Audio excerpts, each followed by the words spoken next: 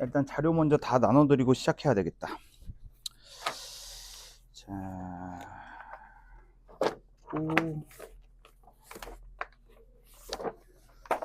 요거는 받으신 분도 있고 안 받으신 분도 있을 것 같은데, 제가 그 톡방에 말씀드렸던 거 있죠. 그 문학 모의고사 실전 5세트 그거 받아가라고.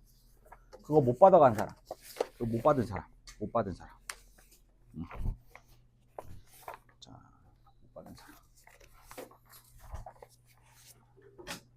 가지고 받았나? 뒤로 넘겨주시고. 이거 미리 받아서 수령 미리 받아가지고 푼 친구도 있죠?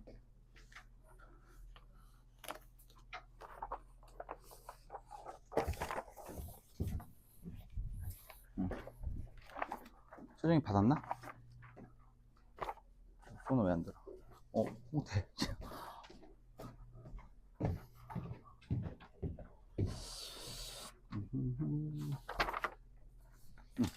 다 받으셨죠 이제?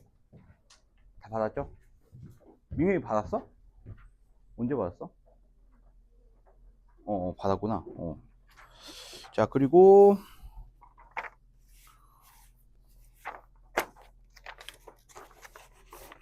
자, 이건 선택배부예요. 선택배부. 자, 이게 뭐냐면 단어 문제거든요. 단어만 모아놓은 거예요. 단어만. 자, 보시면 알겠지만 단어 문제만 모아놨어요. 단어. 문맥 싹 다 자르고 그냥 단어만 모아놔가지고 단어만 고루 푸는 문제거든요. 그러니까 본인이 단어 문제가 총 2문제 나오잖아. 독서가. 맞지? 독서 단어 2문제 나오는데, 이거 나 하나씩 좀 틀린다. 이런 친구들은, 한번 풀어보시는 것도 나쁘지 않을 것 같아요. 이게 각 잡고 풀면은 한 20분에서 30분이면 한 60문제 다 풀거든요. 자, 푸실 분. 단어.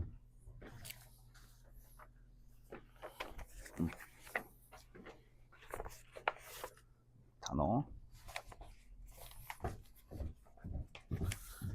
괜히 다 나눠주면 이거 해야 되나 해가지고 고민되는 친구 있잖아. 단어.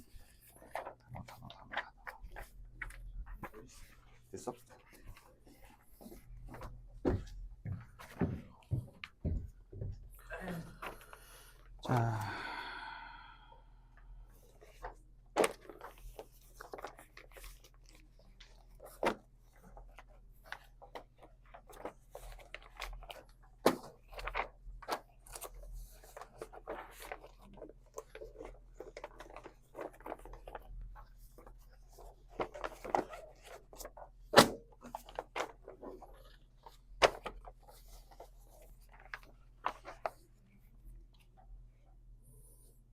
자, 엄매 손.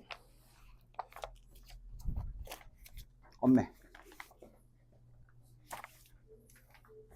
자, 엄매.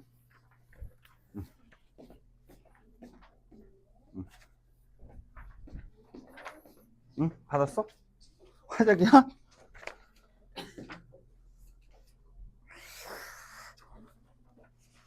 야, 그 선택 과목 있지? 선택 과목 내가 안 들고 온 것 같은데. 자, 선택 과목은 그 1시 반 이전에 교무실에 오셔가지고 다 수령하세요. 엄매 화작. 화작은 10회차고, 엄매는 7회차입니다. 알겠죠? 꼭 수령하세요. 알겠죠? 꼭. 알겠지? 까먹지 말고. 자, 그럼 현대소설 좀 보도록 하겠습니다. 현대소설. 현대소설 한다. 현대시.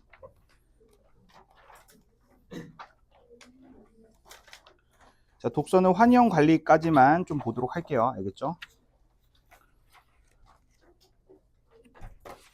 자, 심의와 공론조사 아니면은 이제 낮은 열팽창 관리를 가지는 거, 이거는 그나마 최근에 했기 때문에, 그나마 최근에 했기 때문에 괜찮을 거라고 생각이 돼요.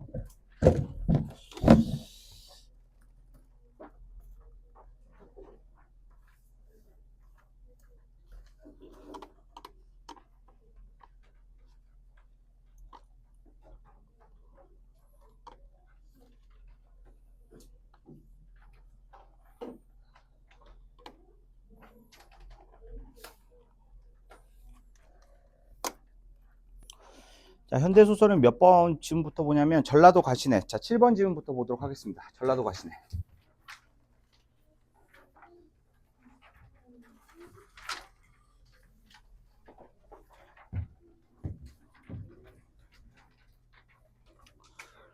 자, 요 교재는 그 수특에 있는 현대시를 제가 가장 제일 자세하게 설명했다라고 자부할 수 있을 정도로 제가 영혼을 갈아서 좀 그 해설서를 만들었어요.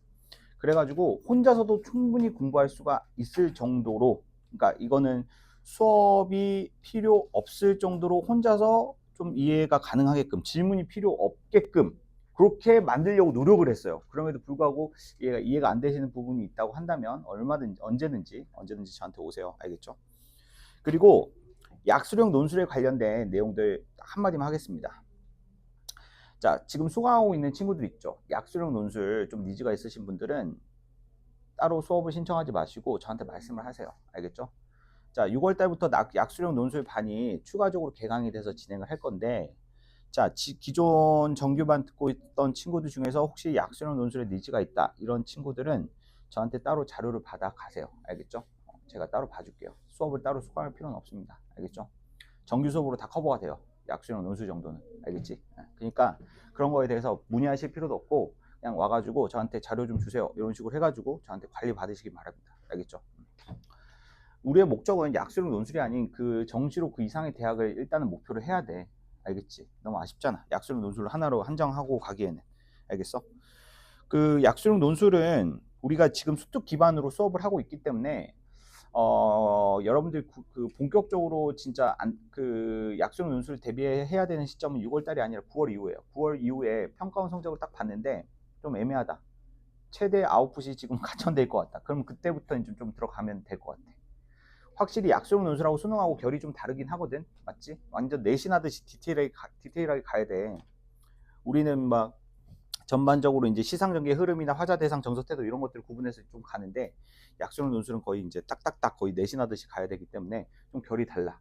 그렇기 때문에 약수령 논술은 만약에 필요하다고 한다면 9월 이후부터, 맞지? 모평 성적 보고 그리고 나서 결정을 해야 될 사안이라고 난 생각을 해. 알겠어? 자, 봅시다.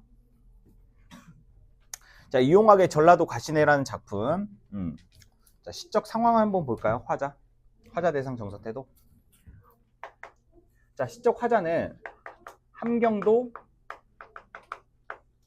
사내로 설정되어 있어. 함경도 사내. 맞지? 이 녀석들. 네, 마지막 입술을 껐어. 자, 시적 대상은 전라도 가시네. 맞지? 화자는 이 전라도 가시네에게 자, 위로와 자, 연민의 태도를 자, 가지고 있으면서, 그러면서 시의 마지막 부분에는 삶의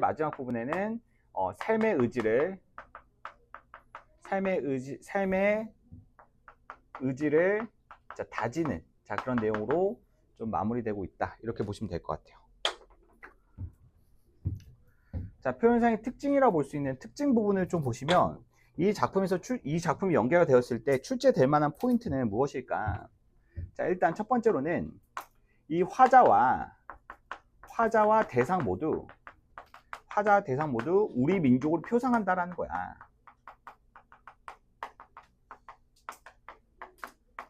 일제강점기가 시대적 배경이거든. 맞아? 지금 현재 공간적 배경은 자, 북간도야. 북간도. 자, 함경도는 북간도가 아니죠. 보시면 우리나라가 이렇게 있으면 북간도가 이쪽이야. 이쪽. 북간도는 위쪽이라고. 만주 지역 위쪽이라고.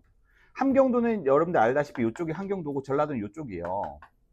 자, 함경도에 살았던 사람, 전라도에 살았던 사람들이 지금 북간도에 와서 조우할 수밖에 없었던 것들은 일제강점기라는 시대적 배경에 기인하는 것이라 볼 수가 있고, 그때 당시 뿔뿔이 자기의 고향에서 떨어져 유랑해야 했던 그 두 대상이, 맞죠? 북간도라는 지역에서 만나 자, 그렇게 유랑을 하고 떠돌 수밖에 없는 서로 간의 처지에 대해서 연민과 위로의 메시지를 전달하고 있는 작품이라고 생각을 해주시면 됩니다. 알겠죠? 우리 민족, 유랑을 해야만 했던 우리 민족. 자, 시적 대상이 전라도 가시내는 맞죠? 고향을 떠나와. 자, 고향을 떠나. 자, 북간도에서 북간도 술집에서 자, 일을 하고 있고요. 자, 마찬가지로 함경도 사내는 함경도에서 떠나 북간도로 이제 이주해 오면서 고난과 시련을 겪었죠. 그러면서 우연치 않게 이제 들르게 되었던 북간도의 술집에서 전라도 가시내를 마주하게 되고, 자, 한눈에 그 전라도 가시내가 고향을 떠나온 유랑민의 처지라는 것을 짐작을 하고, 그렇게 전라도 가시내가 따라준 술을 마시면서 그녀에게 자, 위로의 시선을 던지고 있는 게 이 작품의 포인트라고 볼 수가 있을 것 같아요. 자, 알겠습니까? 자, 핵심이 되는 부분 볼게. 자, 얼룩 쪽에 입 맞추면 잘 안 나. 눈이 바다처럼 푸를 뿐더러 까무스레한 내 얼굴. 시적 대상에 대한 묘사로 이제 시작을 해주고 있지. 자, 나는 밭을 얼구며. 자, 빨간색 들어보시고요. 빨간색. 자, 얼구며 무쇠다리 세모세모 해주세요. 함경도 사내가 지금 북간도라는 현재 시간적, 공간적 배경에 이르기까지의 그 과정에서 있었던 고난과 시련을 의미하는 시어라고 보시면 될 것 같아요. 자, 이 부분에 대한 해석이 조금 포인트인데, 바람소리도 호계도 이제 무섭지 않다만 이라는 것은 바람소리 세모 호계 세모. 이 말은 뭐냐면 하도 사선을 넘는 생활을 하다 보니까 웬만한 것들은 이제 위협이 되지 않고 웬만한 위협에는 적응이 됐다는 거야. 오히려 비극적인 표현으로 이해를 해야 돼. 무슨 말인지 알겠어? 하도 두려움과 이제 목숨에 위협이 되는 그런 상황에 많이 노출되다 보니까 이제 웬만한 것은 위협이 되지 않는다는 상황인 거야. 이제 더 이상 두려움을 가지지 않는다 이런 게 아니라. 무슨 말인지 알겠어? 그럼에도 불구하고 어두운 등불 및 안개처럼 자욱한 시름을 달게도 마시련만 이제는 어때? 이런 현실의 고난과 역경에 적응될 만도 하련만 이란 뜻으로 해석을 하면 돼. 그럼에도 불구하고 어때? 가슴 한켠으로는 이제 흉참한 기별이 뛰어들 것 같은, 지금 뭐야? 늘 안심할 수 없는 자, 이러한 유랑민의 처지의 내면을 자, 이렇게 효과적으로 보여주고 있다라고 볼 수가 있을 것 같아요. 자, 이해되세요? 자, 밑에 막 자세히 설명을 해놨으니까 이거 복습하시면서 꼭 읽어보세요. 알겠죠? 자, 온갖 방자의 말을 품고 왔다. 눈보라를 뚫고 왔다. 가시네야. 맞죠? 자, 여기서 가시네 부분은 별표 2개 정도 박아주시고, 자, 시적 대상인 청자를 반복 호명함으로써 표현상의 특징에 대해서 물어볼 만한 근거가 생기고 있어요. 맞죠? 자, 이것과 비교되는 다른 작품이 있다고 한다면 반드시 등장할 만한 선택지입니다. 시적 대상을 반복 호명함으로써 중심 대상의 초점화를 이루고 있다. 뭐 이런 식의 정보들. 맞지? 자, 너의 가슴 그늘진 숲속을 기원한 오솔길을 나는 헤매이자. 자, 그늘진 숲속. 이거는 대상에 어두웠던 과거를 의미하는 표현이겠죠. 맞나요? 자, 헤매이자에 담겨 있는 화자의 태도도 자, 잘 알아두시길 바라고요.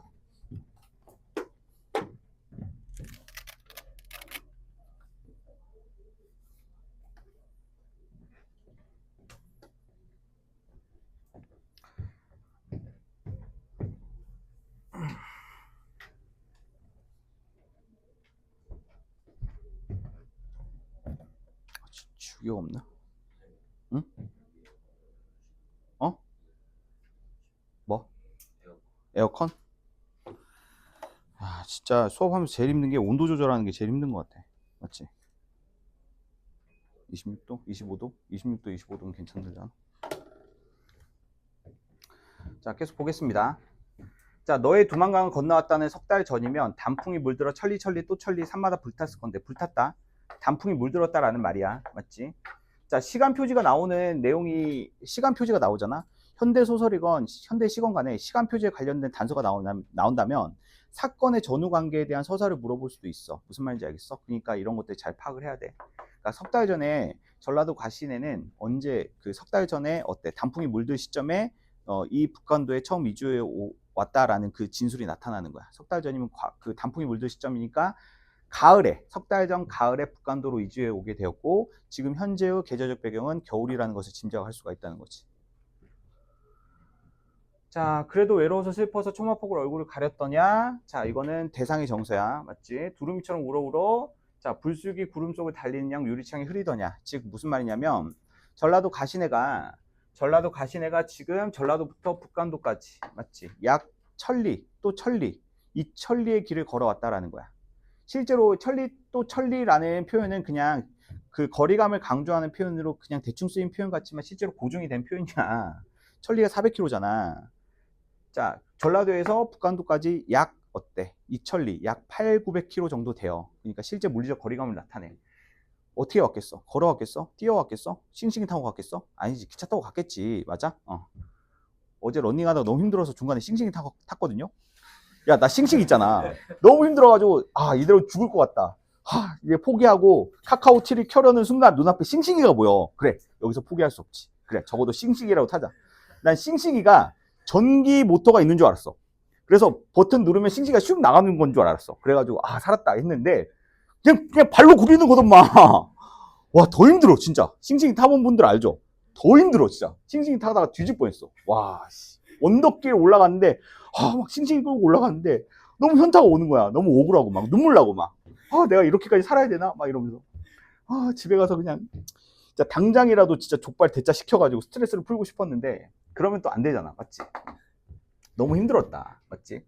이 서로 사람마다 자, 이렇게 각자의 힘듦을 안고 살아가는 거야, 우리. 맞지? 아무튼 간에 기차 타고 여기까지 왔잖아. 그런데 기차 타고 오는 순간 전라도 가시네는 고향을 떠나온 그 슬픔 때문에 막 눈물을 펑펑 흘리면서 왔겠지. 너 기차 타고 여기까지 오면서 눈물을 펑펑 흘리면서 창문을 바라봤을 때 그 창문이 얼마나 흐리게 보였더냐라고 해서 이 전라도 가시네가 과거에 겪었던 그 슬픔에 대해서 공감을 하고 있는 상황인 거야. 무슨 말인지 알겠어? 자, 여기서 싸늘한 웃음. 자, 싸늘한 웃음을 좀 해석을 해보면, 자, 지금 화자는 그러한 전라도 가시네가 따라주는 술을 마시면서 전라도 가시네의 과거에 힘들었던 삶에 대해서 공감을 하고 위로해주고 연민의 눈빛을 던져주고 있어. 자, 그러면서 전라도 가시네는 타지에서 자신의 외로움을 공감해주는 사람이 나오니까, 자, 그러니까 마음을 조금 놓을 수가 있었겠지. 그러면서 과거 자기가 떠나왔던 고향에 대한 기억을 떠올리면서 웃음을 짓지만 그 웃음은 싸늘한 웃음이야. 그 싸늘의 웃음은 어때? 지금 현실의 현실의 상황을 무시할 수 없는 거지. 무슨 말인지 알겠어? 자, 가시네야. 울듯 울지 않는 전라도 가시네야. 때 아닌 봄을 불러줄게. 봄 동그라미 해주시고. 봄. 위로의 의미겠죠. 맞아요? 위로의 의미. 손때 수집은 분홍댕기 휘휘 날리며 잠깐 너의 나라로 돌아가라 라는 것은 나와 있을 동안만큼은 마음 놓고 어때? 과거 추억에 젖으면서 좀 편안해졌으면 좋겠다 라는 위로예요. 맞습니까? 함경도 사나이. 서위 타네요. 맞죠? 자, 이음꽃 얼음길이 밝으면 나는 결국엔 다시 이 현실적 고난을 다시 마주치면서 살아갈 수밖에 없을 텐데, 자, 나는 우줄우줄 나설 거야. 소리도 없이 사라질 거야. 자욱도 없이 사라질 거야. 그렇지. 자, 오늘 밤은 내가 이제 위로를 해주지만 나는 어떻게 살아갈 거야? 오늘 그 현실은 바뀌지 않아. 바뀌지 않은 현실, 그 고난과 역경의 현실을 나는 또 내일 열심히 살아갈 것이다 라고 이제 마무리 해줌으로써 너도 그렇게 마음 굳세게 먹고 살아라 라는 자 메시지를 대상에게 전달해 주는 여운을 형성을 하며 시가 마무리되고 있죠. 자, 됐나요? 자, 넘어갑시다. 신경님의 나목. 자, 신경님의 나목. 자, 여기서 화자는 관찰자로 설정이 되어 있는데, 자, 형광펜 한번 그어볼까요? 아니, 별표 하나 쳐볼까요? 멀리서 오는 사람. 여기서 별표, 사람. 자, 관찰자. 시종일관 시상이 전개되는 과정 속에서 전체 관찰자의 시선을 유지하고 있었던 화자는 마지막에 자, 나무를 바라보며 나무의 슬픔에 공감하는 사람이 있다는 것이라는 표현에서 자기를 등장시킵니다. 여기서 사람이라는 표현은 무슨 표현이요? 객관화된 표현이에요. 맞죠? 자, 객관화가 된 시적 화자인 사람이라는 객관화된 시어인 사람으로 자, 자기 자신을 드러내주고 있다. 맞지? 자, 시적 대상은 나목. 나목에서 나는 뭐예요? 나체할 때 나체할 때 나자예요. 즉 나체가 된 나무. 무슨 뜻이겠어? 겨울나무를 의미하는 거겠지. 맞죠? 한겨울 나무는 어때? 잎이 다 떨어진 가지만 남은 앙상한 모습으로 한겨울을 버티겠죠. 그 나무를 나목이라고 하는 거야. 자, 이 화자는 이 나목을 바라보면서 어떠한 정서와 태도를 얻게 되냐면 깨달음을 얻게 돼요. 깨달음. 자, 그 다음에 자 위로와 공감을, 위로와 동질감을 느끼고 있는데, 자, 어때요? 서로 다른 결의 정서가 두 개 나타난다는 것 자체가 출제 포인트가 있다는 겁니다. 평가원이 좋아하는 거 변주 지점. 평가원은 변주 지점이 있는 작품을 반드시 작품에 변주 지점이 있을 때 그 변주 지점을 반드시 포착해서 물어봅니다. 자, 한번 볼게요. 나무들이 실오라기 하나 걸치지 않고 하늘을 향해 팔을 내뻗고 있다. 기본적으로 자, 자연물을 시적 대상으로 설정을 해가지고 깨달음을 얻으려고 하는 작품들은 공통적으로 시적 대상에 인격화된 속성을 부여합니다.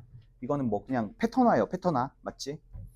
자, 인격화된 속성을 부여했다는 것은 팔이든 뭐 손끝이든 이렇게 나무의 구성 요소들을 이제 의인화시킨 것으로 이제 나타나고 있는 거죠.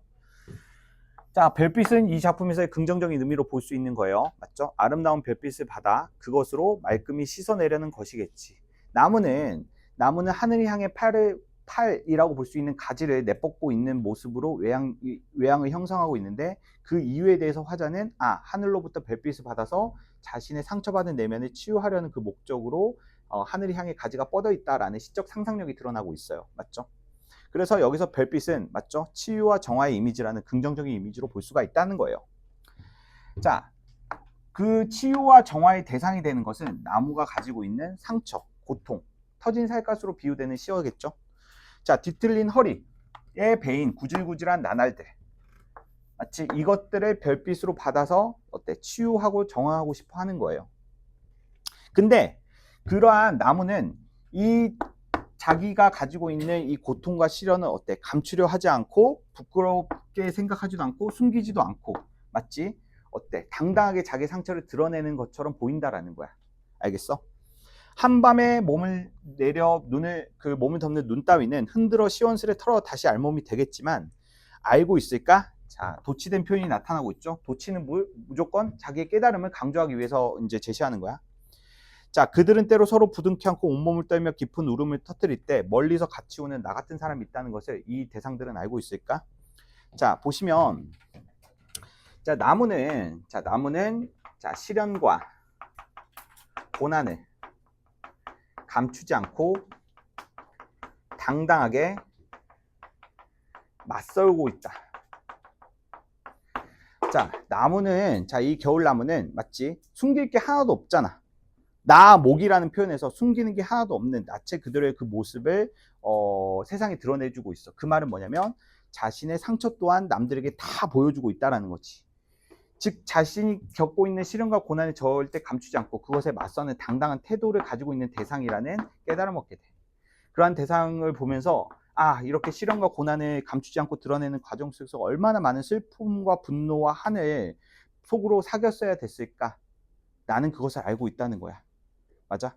단지 봐봐, 시련과 고난 이런 느낌인 거야. 자기가 가지고 있는 약점이나 시련, 고난을 보통 감추고 싶은 게 사람의 속성이야. 근데 이것을 당당하게 드러내는 데까지, 당당하게 드러내는 태도를 가지기까지 얼마나 많은 슬픔을 내적으로 사귀고 내적으로 담금질하고 힘들어 했을까에 대해서 공감하는 거야. 좀 어렵지? 그렇게 이해하긴 좀 어려울 거야. 그만큼 삶의 경험이 없잖아, 너희들은. 맞아? 그래서 이해하기는 조금 힘들 수는 있는데 어떠한 뉘앙스인지만 좀 보면 돼. 자, 존재의 근원적인 슬픔에 대해서 공감을 해주는 거야. 맞아?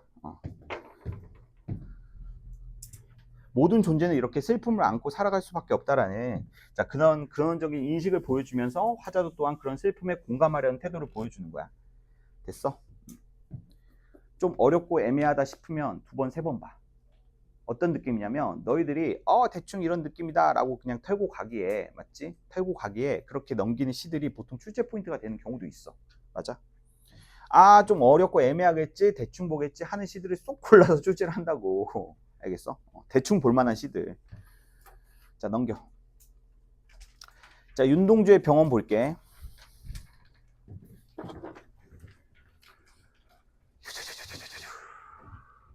자, 화치적 화자는 나고 젊은이라는 시어로 중간에 변주가 돼요. 맞죠?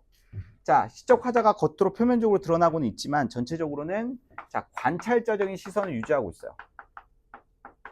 그러니까 나라는 시적 대상이 표면에 명확하게 등장을 하고 있지만 화자의 기능적인 측면에서 볼 때 관찰자적인 시선에 머물고 있다. 오케이? 자, 시적 대상은 여인이에요. 여인, 젊은 여인. 맞지? 자, 여인을 보면서 동질감을 느끼고요. 자, 동질감을 느끼다가 자신도 자, 병이 회복되길 바라는 회복에 대한 소망을 보여주면서 이 부분도 약간 좀 변화 지점이 나타나죠. 그러니까 여인을 바라보며 여인의 처지에 대해서 동질감을 느끼고 그리고 또 여인의 그 모습을 관찰을 하다가 여인의 행동을 보면서 자신도 자기의 병이 회복되길 바라는 그 소망의 태도로 마무리하고 있다는 거야. 자, 그 내용을 구체적으로 좀 확인 한번 해보자. 자, 공간적 배경 나오고 있고요. 시적 대상이 젊은 여자 나오고 있죠. 시적 대상에 대한 이미지 묘사가 시적 대상에 대한 속성을 조금 보여주고 있다. 이렇게 볼 수가 있고. 자, 시간이 지나도록 가슴을 앓는다는 이 여자. 자, 여기서 첫 번째 포인트. 여자의 질병은 가슴을 앓는다는 거야. 이건 물리적인 질병이라고 보긴 힘들어. 앞뒤 맥락을 보면. 무슨 말인지 알겠어? 자, 그리고 여자 주변을 둘러싼 환경, 그리고 여자의 사연, 이런 것들을 통해서 보았을 때 이러한 식의 주변 공간적 배경에 대한 묘사는 그 여성을 둘러싼 그 시적 분위기의 쓸쓸함을 더욱더 부각해 주는데 초점을 맞추시면 될 것 같아. 나도 모르는 그 아픔을 참다가 이곳에 왔어. 자, 늙은 의사는 젊은이의 병을 몰라. 늙은 의사는 윤동주의 시에서 많이 나타나는 패턴이야. 늙은이라는 수식어를 받고 있는 대상은 맞죠? 그 현실적 감각과 유리된, 현실적 감각과 떨어진, 그러니까 화자가 생각했을 때 불필요하다고 생각하는 그런 인물들에게는 늙은이라는 수식어를 많이 붙입니다. 윤동주 시에서는. 자, 이런 늙은 의사는 젊은이의 병을 몰라. 여기서 젊은이의 병은 뭔데? 바로 암울한 시대적 상황으로 인한 내면적 고통이야. 심리적인 병이야. 심리적인 병. 일제강점기 현실 속에서 지식인으로서 활약할 수 없는 그러한 자기의 처지를 인식하면서 생긴 병이라 볼 수가 있겠지. 그러한 병을 의사는 진단할 수가 없어. 그래서 나에게 병이 없다고 하겠지. 이 지나친 시련, 지나친 피로 나는 성내서는 안 된다. 여기서 병에 대한 단서가 나오고 있어. 여기서 병에 대한 단서는 내가 적어놨으니까 읽어봐. 알지? 여자는 자리에서 일어나 옥푀을 여미고 화단에서 금전화 한 폭이라는 자연물을 하나 뽑아가지고 병실 안으로 들어가. 금전화 한 폭이는 자연물로서 생명력을 상징해. 여자는 자기의 삶을 포기하지 않고 어때? 이 생명력을 상징하는 금잔 한 포기를 뽑아가지고 병실 안으로 들어감으로써 아직은 자기가 자기의 삶을 포기하지 않았다는 것을 자기의 행동을 통해서 보여주고 있어요. 그러한 여자의 모습을 보면서 자신은 여자가 앉았던 자리에 누워보면서 자신 또한 이 치료할 수 없는 자기의 질병을 치유가 되길 바라는 그 마음과 소망을 담은 채 여자가 누웠던 자리를 누워보면서 그러한 화자의 태도를 보여주며 마무리하고 있지. 자, 넘기세요. 자, 김기택의 벽. 자, 김기택의 벽. 자, 화자인 나는 자, 할머니를 둘러싼 벽을 관찰하고 있습니다. 어디?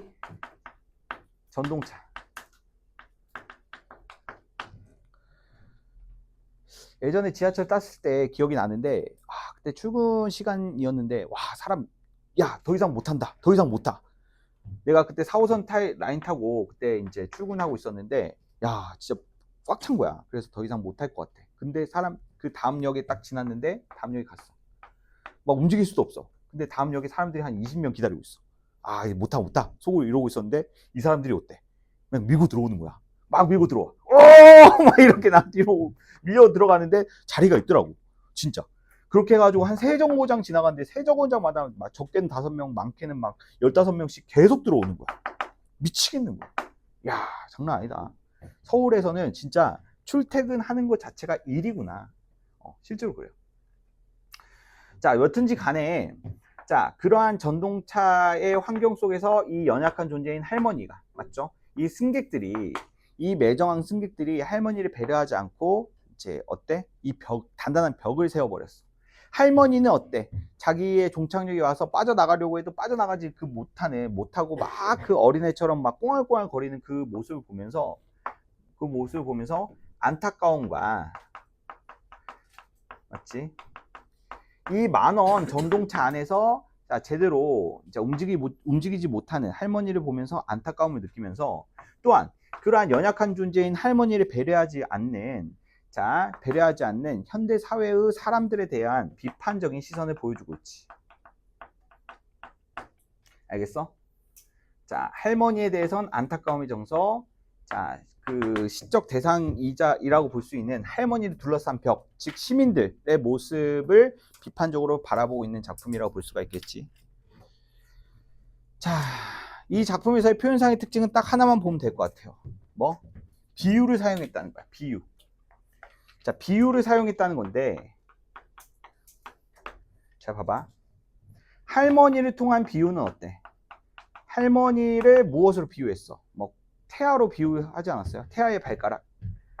할머니를 태아의 발가락으로 비유함으로써 할머니의 연약한 속성을 강조하고 있어. 그리고 승객들의 모습을 단단한 벽. 근데 그 벽은 계속 점점점 더 단단해지고 있는 벽이라고 묘사해주고 있지. 그러니까 점층적으로 더 강단해지는 이 벽이라는 시어로 빗대 표현해주고 있는데, 이것은 승객들의 매정함을 부각하고 있는 거야. 됐어? 이 사회적 약자를 배려하지 않는 그 현대 사회의 매정함을 부각하고 있는 거야. 이 두 속성이 대비됨으로써 시적 상황은 더욱더 그 화자가 전달하고자 하는 메시지는 더욱더 명확해지고 있지.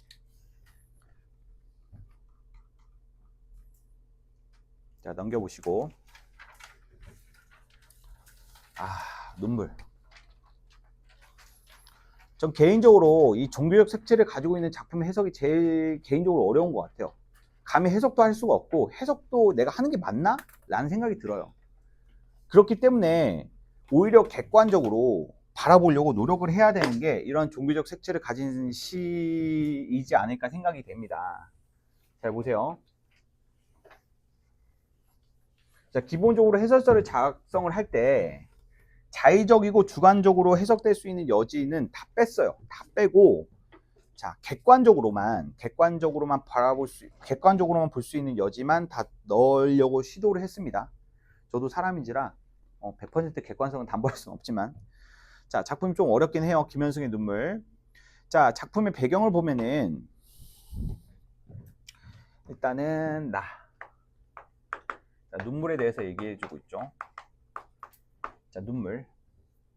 이 눈물은 어떤 의미냐면 절대자 앞에서 보여주는 나의 본질과 같은 거야. 자신의 본질. 자기가 가지고 있는 자기의 본질인 눈물에 대해서 얘기를 해주고 있는데, 이 눈물의 속성을 정확히 이해하는 게 포인트인 것 같아요. 이 작품은 화자의 태도나 이런 것들은 그렇게 크게 어렵지는 않아. 무슨 말인지 알겠어? 자, 눈물의 의미를 중심으로 보세요. 알겠죠?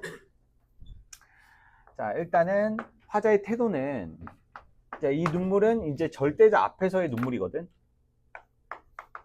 절대자의 존재가, 절대자, 즉 신의 존재가 가정되어 있어. 이미 가정되어 있어. 이 작품은 신 앞에서 흘리는 그 눈물의 의미에 대해서 밝히고 있는 거야. 이해되니? 자, 그 기독교적 세계관을 가지고 있는 시인의 작품인데, 자, 화자는 어린 나이, 그 화자는 자기의 아이를, 맞죠? 그 남자아이가 어렸을 때 그 어린 남자아이를 잃었던 경험을 하게 됩니다. 자기의 자식이 이른 나이에 죽었단 말이야. 거기서 느끼게 되는 그 슬픔과 깨달음의 정서를 이제 이 시로 담았다라고 볼 수가 있는데, 자, 일단은 이 눈물에 대해서 어떠한 의미와 태도를 보여주고 있냐면, 자, 경건함, 슬픔 이런 것들보다도, 자, 어떠한 경외감. 자, 이거는 시적 대상이 눈물이 아닌 절대자 앞에서의 그 경외감의 태도가 나타나고 있고요. 맞죠? 그 다음에 깨달음의 태도도 나타나고 있어. 그 다음에 슬픔에 대한 승화의 태도도 나타나고 있지. 그러니까 전체적으로 보면은 우리가 그러니까 직관적으로 생각할 수 있는 아들을 잃은 상황에서 자 당연하게 발현될 수밖에 없는 그 슬픔의 정서가 최대한 절제 억제되어 있다는 게 포인트야. 그것을 종교적으로 승화시키면서 꾹꾹 누르면서 무엇인가 깨달음을 전달하려고 하는 그 화자의 모습이 나타난다는 거지. 자, 눈물의 의미 볼게요. 자, 덜어는 옥토에 떨어지는 작은 생명의 고죠. 자, 눈물을 의미하는 시어들은 다 동그라미 할게요. 작은 생명의 고죠. 흠도 티도 금가지 않는 나의 전체는 오직 이뿐. 덩 값진 것으로 드리라 하올째. 자, 해석 잘 읽어보시고요. 잘 읽어보세요. 알겠어? 너무 힘들었어. 해석 만드는 거. 더욱 값진 것으로 드리라 하올째라는 것은 만약에 자, 지금 나는 이제 절대자에게 무엇인가를 드리는 입장에서 내가 가장 소중하고 나의 본질이라고 생각하는 건 눈물이라고 나는 생각을 해. 근데 절대자 앞에서는 가장 값진 걸 드려야 된다라는 인식의 전제가 있다고 한다면 나는 내가 가진 눈물보다 더 값진 것을 절대자에게 바쳐야 된다고 할지라도 나는 무엇을 드릴 것이다? 눈물을 드릴 것이다. 나의 가장 나중 지니는 것도 오직 이뿐. 즉 절대자 앞에서는 항상 내가 생각하는 가장 소중한 것을 바쳐야 되고 드려야 된다라고 했을 때 내가 과거도 그렇고 현재도 그렇고 가장 소중하게 여기는 것은 눈물이고 그리고 그 눈물이 나에게 있어서 절대적으로 가장 소중한 가치인데 그 가치인 눈물은 단지 그 가치의 변화값이 있는 게 아니라 선후관계만 존재한다는 거야. 이게 무슨 말이냐면 나에게 있어서 눈물은 절대적인 가치야. 절대적이고 순수한 나의 본질을 나타내는 건데 이 절대적인 가치를 가지고 있는 눈물은 과거에 흘린 눈물, 현재에 흘린 눈물, 앞으로 흘린 눈물의 차이만 있을 뿐 나에게 있어서 눈물은 절대적인 가치로서 신에게 드릴 수 있는 그러한 대상이라는 거야. 알겠어? 자, 어려워요. 잘 읽어보세요. 잘 읽어보시고 잘 이해 안 되시면 또 질문하시고 하세요. 알겠죠? 자, 이 부분이 어렵거든요. 자, 대응관계로 보셔야 돼요. 아름다운 나무의 꽃이 시듬을 보시고 열매를 맺게 하는 당신은 나의 웃음을 만드신 후에 새로이 나의 눈물을 지어주시다. 자, 여기서는 꽃이 시든과 세모원, 자, 웃음이 서로 대응이 되고요. 열매라는 세모 이와 그 다음에 나의 눈물이 세모 이로 대응이 됩니다. 맞죠? 꽃이 시드는 것은 웃음으로 대응을 하고 열매는 눈물로 대응을 하거든요. 맞죠? 자, 요거는 시간 관계상 패스를 할 건데 자, 꼭 읽어보세요. 알겠죠? 제가 막 포스트잇도 박아놓고 자, 이렇게 해놨으니까 꼭 읽어보세요. 알겠죠? 자, 넘기시고. 자, 김춘수의 강우라는 작품인데 자, 이 작품은 되게 그냥 직관적으로 보이는 그대로 해석을 해주시면 돼요. 맞죠? 자, 화자는 나고 시적 대상은 이 사람, 즉 화자의 아내를 시적 대상으로 청자로 설정해주고 있습니다. 계속 말을 건네고 있죠.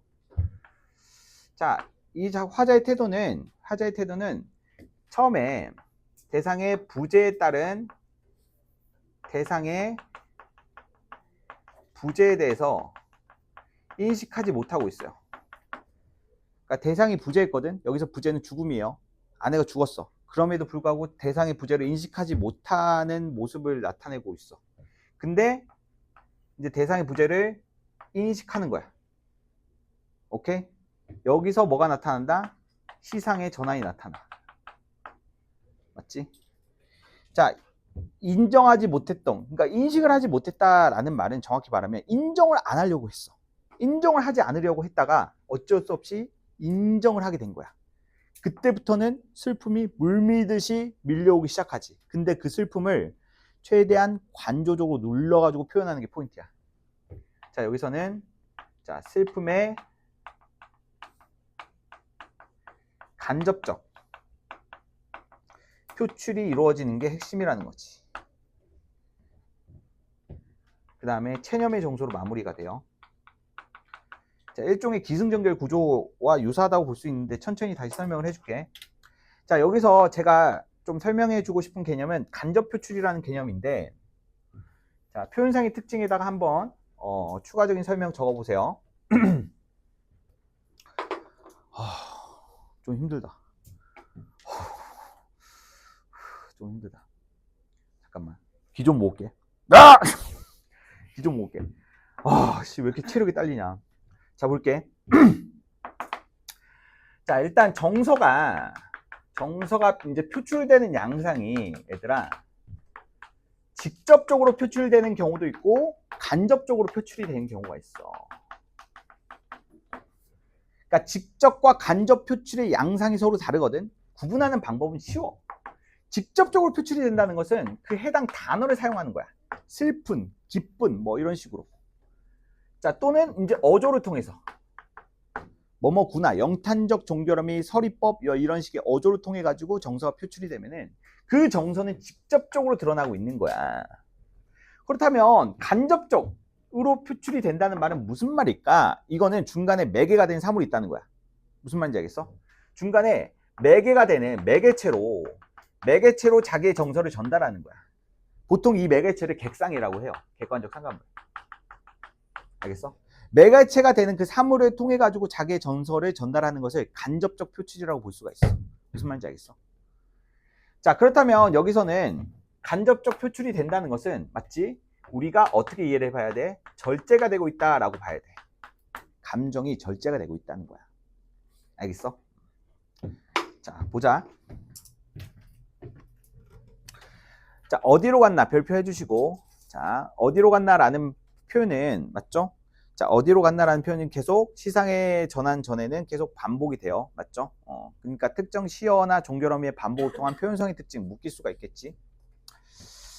자, 그리고 3번의 의미 별표 쳐주시고 3번 해서.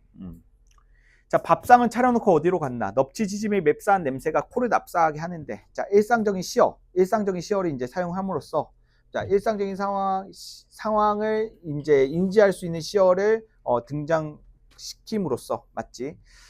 화자가 지금 현재 대상의 부재에 대해서 인식하지 못하고 있다는 것을 보여주고 있죠.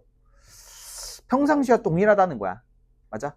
화자를 둘러싼 환경은 평상시와 동일한데 뭐만 없다는 거야? 대상만 없다는 거야. 자, 이 사람이 갑자기 왜 말이 없나? 내 목소리는 메아리 되어 되돌아온다. 내 목소리만 귀에 들린다. 어디 가서 자, 아니 여기서부터 이제 뭐 시상 인식의 전환이 나타나고 있어. 여기서부터 이제 아내의 죽음을 이제 아내의 부재, 죽음을 인식하기 시작하는 거야. 이번에는 그게 아닌가 보다. 한 뼘 두 뼘 어둠을 적시며 비가 온다. 자, 여기선 화자의 내면을 상징하는 표현이야. 알겠지? 자, 비가 온다. 이 비가 뭐야? 객관적 상관물이야. 객상. 알겠어? 화자가 느끼는 내면적인 슬픔을 이제 자연 현상인 비에 빗대 표현함으로써 화자가 느끼는 슬픔의 깊이를 간접적으로 체험하게끔 하는 거지. 됐어? 자, 그 빛발은 한치 앞을 못 보게 한다라는 것은 아내의 죽음을 명확하게 인식하는 정도가 커짐에 따라서 화자의 슬픔은 비례적으로 커진다라는 의미로 이해를 하면 될 것 같아. 그렇게 퍼부서 지금은 어쩔 수가 없다고. 아내의 죽음에 대한 체념적 수용까지. 자, 정서, 시상정계의 흐름에 정확히 대응할 수 있겠어요? 오케이? 자, 넘깁시다.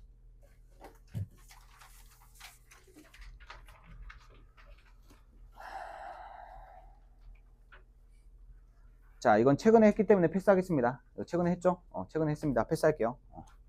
자, 최근에 이것만 추가했어. 조로가 뭔지 추가했어요. 물조리개 있죠? 이게 조로야. 알겠지? 자, 최근에 그 유평대비 현대시 정리에 수록되어 있는 작품이니까 그거 참고하시기 바랍니다. 알겠죠? 그 전 작품의 버전에 비해서 설명을 좀 추가했습니다. 설명을 추가했어요. 여러모로 작품 전체적으로 여러모로 좀 설명을 추가했습니다. 원래는 내가 이 교재를 만들 때는 내가 항상 질답을 늘 받아준다는 그 전제 조건에서 했는데, 질답을 이제 막 못 받아주고 이런 경우들이 많으니까 이제 좀 해설을 좀 빡세게 만드는 식으로 조금 자, 들국을 볼게요. 들국. 자, 들국에서의 포인트는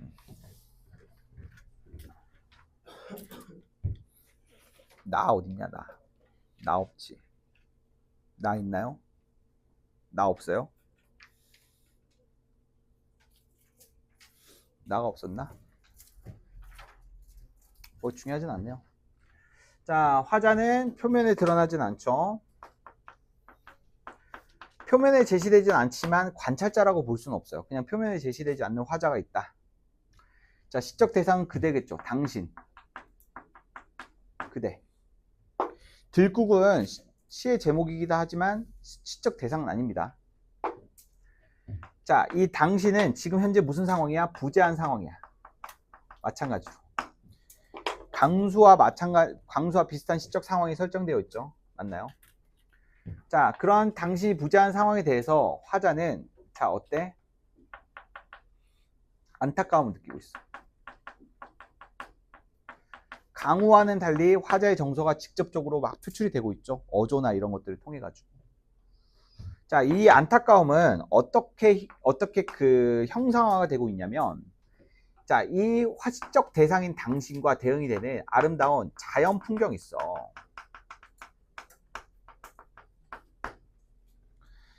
이 아름다운 자연 풍경에 대한 묘사는 이러한 자연의 풍경을 아름답게 즐기지 못하는 화자의 이유에서 그 슬픔을 유발하는데, 자, 아무리 내 앞에 자연 풍경이 아름다우면 뭐 하겠느냐? 누가 없는데? 너가 없는데. 맞지? 자연 풍경의 아름다움은 부재한 당신의 존재감을 더욱더 크게 만든다는 거야. 알겠어? 그래서 안타까움의 정서를 크게 만든다는 거지. 이해되니? 자, 그리고 또 화자는 자, 들국이라는 표현으로 동일시화 됩니다. 자, 여기서 작품의 제목인 들국은 시적 대상을 상징하는 표현이 아닌 시적 화자. 맞아? 하염없이 대상을 기다리고 있는 화자의 처지를 형상화한 표현으로서 자, 화자와 대응되는 표현이다. 이렇게 보시면 될 것 같아요. 근데 여기 내 마음이라고 시어가 있는 아씨, 그럼 표면에 등장한다. X를 5라고 바꿔주면 되겠죠. X를 5라고 바꿔주시면 되겠죠. 죄송합니다. Sorry. 나 없는 줄 알았어. 어제 좀 이상하더라. 자, 볼까요? 포인트가 되는 시어가 한 2개 정도 있는데, 자, 일단은 뭐 한다요 라는 표현이 반복되고 있는데, 자, 이거 서리법이야. 왜냐면 이게 서리법으로 표면적으로 좀 파악이 안 될 수 있는데 방언이기 때문에 맞죠? 방언까지 고려해서 이게 서리적 의미라는 거 알아두셔야 돼요. 알겠죠? 산마다 단풍이 고우면 뭘 하겠느냐? 물빛이 저리 고우면 뭐 하겠느냐? 자, 동그라미 친 거는 아름다운 자연의 풍경에 해당되는 시어예요. 이렇게 자연 풍경이 아름다우면 뭐 하겠느냐? 누가 없는데, 너가 없는데. 무슨 말인지 알겠죠? 자, 여기서 초생딸 볼게요. 초생딸. 자, 초생딸은 마찬가지로 기본적으로 동그라미의 의미를 가지고 있기는 해. 아름다운 자연의 의미를 그대로 가지고 있는 의미이기도 하지만 여기엔 플러스 대상의 얼굴을 환기시킨다라는 기능도 있어. 맞아? 자, 임을 떠올리게 만드는 매개체야. 왜냐면 초생딸만 그대 얼굴같이 걸리면 뭐한다요? 초생딸을 보면서 그대 얼굴을 환기하고 있기 때문에 대상의 모습을 떠올리게 하는 매개체의 기능을 하고 있지만 마찬가지로 이 위에서 언급됐던 자연물들과 동일하게 규결이 돼. 무슨 말인지 알겠어? 자, 마른 지푸라기 같은 내 마음. 여기서 마른 지푸라기. 요거는 화자의 내면을 표현하는 시어라고 봐야 되기 때문에 이건 따로 정리해볼까? 자, 마른 지푸라기, 허연설이.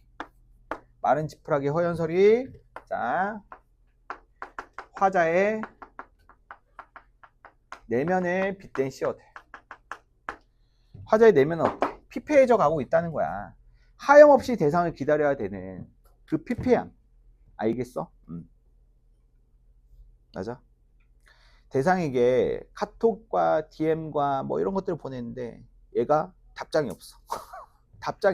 맞지? 예전에 군대에 있을 때가 생각이 납니다. 군대에 가기 전에 1년 정도 만났던 여자친구가 있었는데 군대에 갔죠. 군대에 가고 이제 가기 전에 제가 미친놈처럼 그때 과외를 몇 개 했지? 내가 진짜 나도 너무 불쌍해.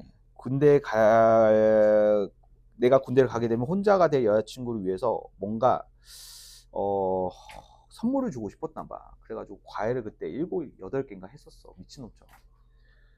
무슨 씨 아니 무슨 대기업 직장인처럼 그렇게 돈을 벌고 그렇게 번 돈을 여자친구에게 다 거의 바쳤어. 강아지도 사주고 뭐도 하고 그러니까 막 그런 것들에 대한 고민들이 있었던 거지. 얘가 외로움을 느낄까봐 막 강아지부터 해가지고 막 이렇게 해줬어. 근데 이제 휴가 기간이 돼가지고 이제 여자친구를 만나야 되는데 강아지를 안 데리고 온 거야. 그 강아지는 내가 군대 가기 전에 이제 사주고 나도 원래는 이제 내가 키우다가 내가 키웠던 강아지를 준 거야. 사실은 여자친구한테 주려고 내가 구매한 강아지였는데. 아무튼 나도 강아지 보고 싶으니까 이제 강아지를 당연히 내 휴가 때 이제 데리고 올 줄 알았는데 안 데리고 온 거야. 뭐지? 두 번째 휴가 때 나갔어. 또 안 데리고 와. 합리적 의심이 들겠지. 세 번째 때는 내가 이제 말을 했어. 강아지 어딨냐? 자기 집으로 보냈대. 자기 본가로 보냈대. 왜 본가로 보내냐? 말이 안 되지 않느냐? 뭐 이렇게 얘기를 하다가 알고 보니까 강아지를 입양시킨 거야. 강아지를. 그러니까 강아지를 내가 처음에 키우게 된 것도 내가 키우고 싶어서가 아니라 저는 그 어렸을 때부터 반려동물을 많이 키웠어요. 저희 집안에서 엄마가 이제 동물들을 좋아해가지고 집에 막 개도 엄청나게 많이 키우고 그랬어. 근데 나는 그걸 알아. 이 반려동물이 죽었을 때 그 슬픔을 너무 잘 알아. 그래서 나는 이제 개인적으로 잘 안 키우려고 하는데 여자친구가 강아지를 너무 좋아해서 이제 강아지를 이제 키웠었는데 근데 여자친구가 지가 원해서 내가 이제 사줬는데 그 강아지를 입양시켰다는 거야. 그래가지고 내가 이제 너무 스트레스 받아가지고 이제 여자친구랑 그때 싸우고 그리고 나서 이제 군대 복귀하고 이랬었는데 자 이야기가 너무 길어지네요. 결론은 뭐였냐면은 얘가 바람 피고 있었거든. 얘가 바람 피고 있었는데 그 바람 폈던 그 상대방도 내가 아는 애였어. 근데 걔가 내가 사준 그 강아지 때문에 강아지가 거슬려가지고 얘를 그 입양시키라고 했나 봐 여자친구한테. 그래가지고 여자친구가 그 바람 상대방의 의견을 수용을 해가지고 강아지를 이제 입양을 시켜버린 거야. 와 내가 그 사건의 전말을 알게 된 이후에 진짜 와 진짜 이래서 사람은 죽이는 거구나 이런 느낌까지 받았다니까. 나 군대에서 진짜 총기 탈취해가지고 진짜 가고 싶었어. 와 진짜 그래서 저는 진짜 바람 피는 것들은 사람으로 안 봅니다. 바람 피는 것들은 사람으로 안 봐요. 내가 그때 너무 힘들었어. 진짜 군대 있을 때 너무 힘들었어. 자 아무튼 간에 저달 금방 접으면 세상 길 다 막혀 막막한 어둠 천지일 텐데 여기서 어둠 박사 해주시고 자 병신같이 바보 천치같이라는 표현은 어때? 스스로를 부정적으로 생각하는 자조적 표현이야. 맞아. 그러니까 하염없이 대상을 기다리지만 아무것도 할 수 없는 자기의 내면을 자 이렇게 비유한 표현이라고 볼 수가 있겠지. 자 이 가을 다가도록 가을밭에 허연 들국으로 피어 있으면 뭐 한다요? 뭔 소용이다. 허연 들국 어때? 자 하염없이 한 자리에 박혀가지고 들판에 피어 있는 이 하얀 들국은 자기가 심어진 곳에서 이동할 수 있어 없어? 무슨 말인지 알겠어? 그러니까 대상에게 직접적으로 다가갈 수 없고 자기의 자리에서 오롯하게 대상이 오기만을 수동적으로 기다려야 되는 자기의 처지를 자 이렇게 하얗게 하염없이 피어 있는 들국에 빗대어 표현하고 있다. 이렇게 보시면 될 것 같아요. 자 넘어가겠습니다.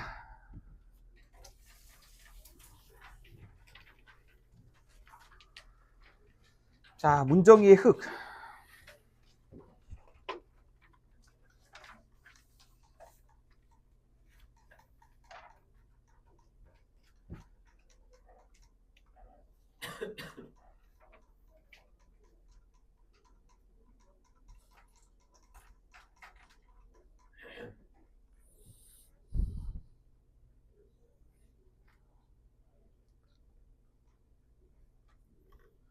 좋아 선택과 집중을 해야 되겠다. 자, 선택과 집중을 한번 해보자. 자 선택과 집중을 하겠습니다. 자 흙. 자 패스할게요. 자 느티나무로부터 요건 해야지. 자 요건 해야지. 평가원이 좋아하는 스타일로 시상전기가 나타나고 있어. 맞지? 이건 좀 해보자. 문정의 흙은 출제 가능성이 1%도 안 된다. 자, 근데 느티나무로부터는 요거는 좀 볼만하다. 자, 볼게요. 느티나무. 자연물이 시적 대상으로 설정됐네요, 선생님. 의인화가 됐겠네요. 예스. 인격화된 속성을 부여했으면 화자는 그 대상으로부터 깨달음 얻겠네요. 예스. 자, 패턴화 시킬 수 있을 것 같아요. 맞죠? 자, 깨달음. 자, 깨달음. 자, 그리고 선생님, 그 깨달음은 화자가 대상에 대해서 동질감을 형성하는 요소로 작용할 수 있겠네요. 여기서 동질감까지는 나타나진 않아요. 동질감 X. 자, 근데 여기서 깨달음과 깨달음의 태도는 자기의 삶의 의지, 화자의 삶의 의지를 어때? 좀 돋우는 기둥으로서 깨달음을 얻고 있다. 됐어요? 동질감을 느끼면서 대상에 대한 위로의 태도까지는 가진 않아요. 그냥 대상의 모습을 보면서 깨달음을 얻고 그 깨달음을 바탕으로 자신의 삶의 의지를 다지는 식으로 시상전기가 이루어지고 있다. 자, 보겠습니다.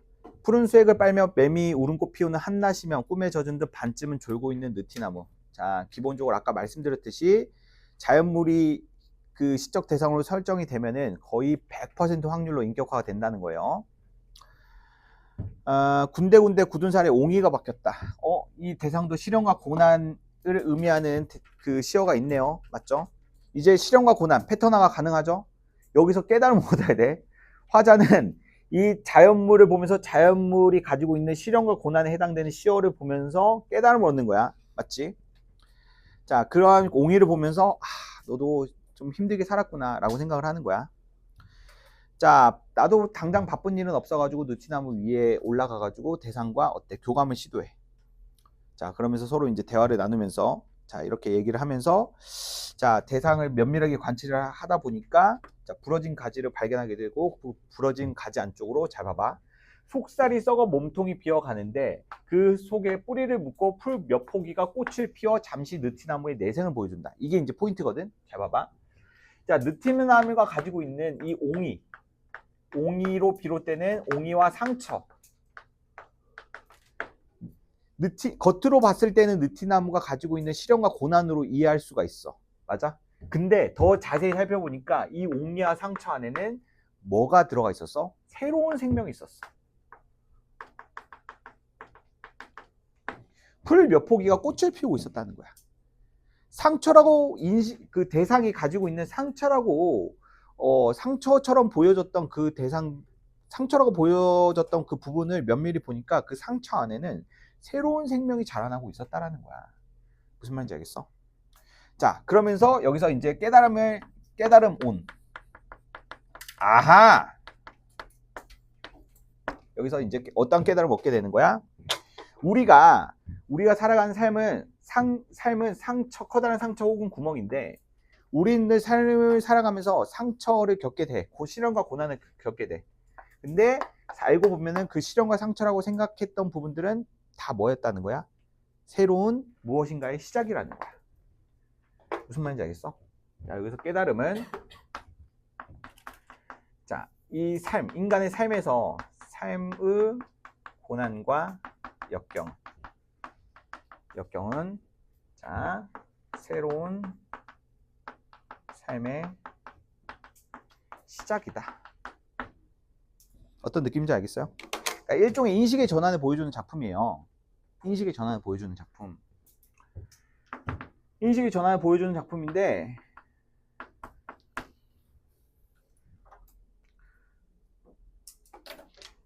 23년도 수능에 나희덕 시인의 음지의 꽃이라는 작품이 수능에 출제된 바가 있어요. 23년도 수능.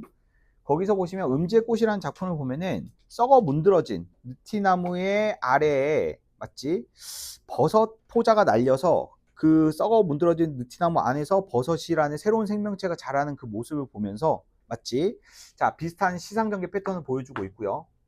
자, 그리고 또 이제 나희덕 시인의 땅끝이라는 시를 보면은 그러니까 이것과 유사한 시적 발상이 나타나 있는데 자, 땅끝은 어때? 말 그대로 땅의 끝이지. 땅의 끝. 땅의 끝은 또 무엇을 의미하기도 해? 바다의 시작. 그렇지, 바다의 시작. 우리가 항상 끝이라고 생각했던 그 상황에서는 발상의 전환을 해보면 이제 끝났어 라고 생각되는 부분들은 어떻게 보면 무엇인가의 시작이 될 수 있다는 거야. 무슨 말인지 알겠어? 인식의 전환을 요하는 그런 작품이라 볼 수가 있겠지. 우리가 살면서 상처와 그 고난이라고 엮였던 순간들은 사실은 무엇인가를 새로운 것을 시작할 수 있는 마치 그 계기가 되는 순간일 수가 있다는 거야. 그런 깨달음을 얻으니까 어때? 삶이 살아볼 만한 느낌으로 다가오겠지, 당연히. 맞지? 그러니까 삶의 의지를 재각성하게 되는 거고, 그렇기 때문에 나는 어때? 자, 다시 신발끈을 맨다. 이런 식의 표현들. 근데 이건 좀 애매하긴 해요. 이러한 깨달음을 얻고 나서 자기를 물고 있는 모기 한 마리가 자기 피를 졸라게 빨아먹고 있어. 그래가지고 배에 피꽃을 피워. 그런 것을 보면서 잡지 않아. 맞지? 깨달음을 얻었기 때문에 함부로 죽일 수는 없는 거야. 또 무슨 말인지 알겠어? 모기가 무는 삶의 시련과 고난의 순간 속에서도 어때? 이것도 또한 뭐 새로운 것의 시작이니라. 이건 좀 공감하기 어렵지만 여튼지 간에 신발끈을 다시 고쳐매는 부분에서 삶의 의지를 다지는 부분을 확인할 수 있다. 오케이? 자, 요 정도로 보시면 될 것 같아요.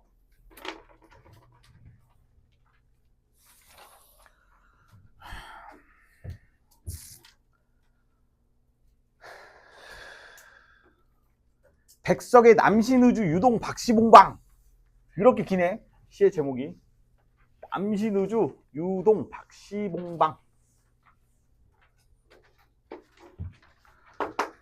자, 여기서 시적 화자는 나. 일제강점기 시절 유랑민의 처지로서 거리를 떠돌면서 맞죠? 배회할 수밖에 없었던 나가 시적 화자로 제시되고 있고요. 자, 시적 화자는 자신의 삶에 대해서 이야기를 하고 있습니다. 자신의 삶. 됐어요? 자, 이 작품은 몇 개 남았어, 민서야? 몇 개 남았어?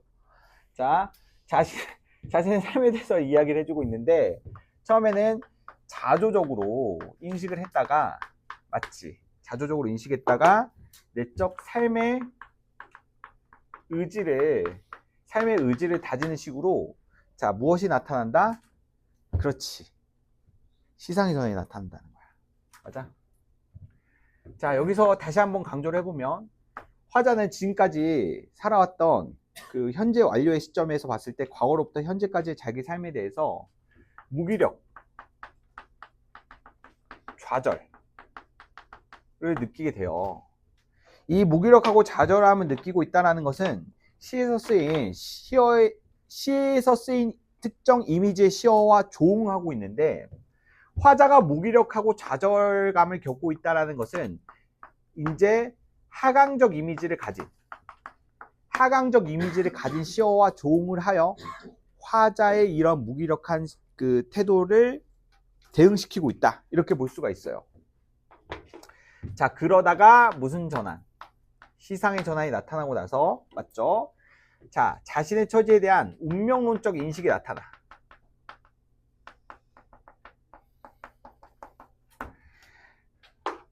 자, 처음에는 내가 이렇게 유랑민의 처지로서 무기력하고 좌절감 가득한 삶을 살 수밖에 없었던 것은 내가 좀 열심히 살지 않아서 좀 그랬을 것이라는 좀 자조적 인식이 드러나거든요, 주로.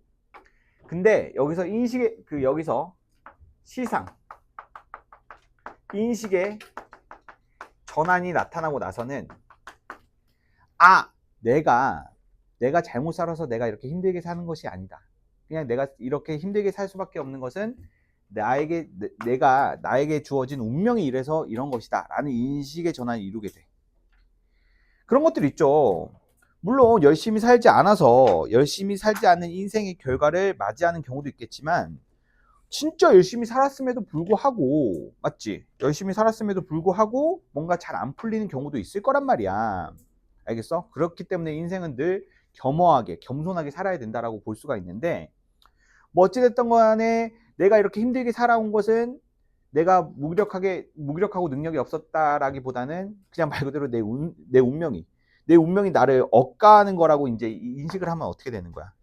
그냥 체념적으로 수용하게 되는 거겠지. 아, 어쩔 수 없었구나. 아무리 발버둥 쳐봤자 나는 이럴 수밖에 없었구나. 라고 인식을 하게 되니까 마음이 편안해지게 되는 거야. 자, 여튼지 간에 이런 운명론적 인식이 나타나는 부분에서는 상승적 이미지가 주를 이루고 있다.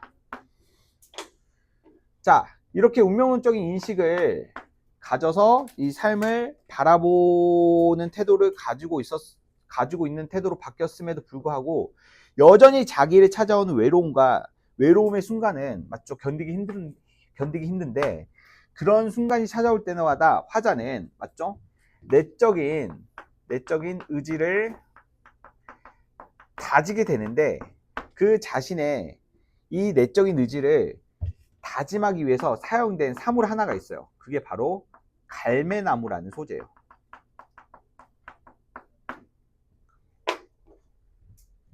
자, 갈매나무라는 소재로 자기의 내적 의지를 다짐하는 데 사용하고 있기 때문에 정서 표현의 간접적 매개물이라고 볼 수 있죠. 아까 전에 뭐라고 했어요? 그런 것들을 객상이라고 했습니다. 객관적 상관물.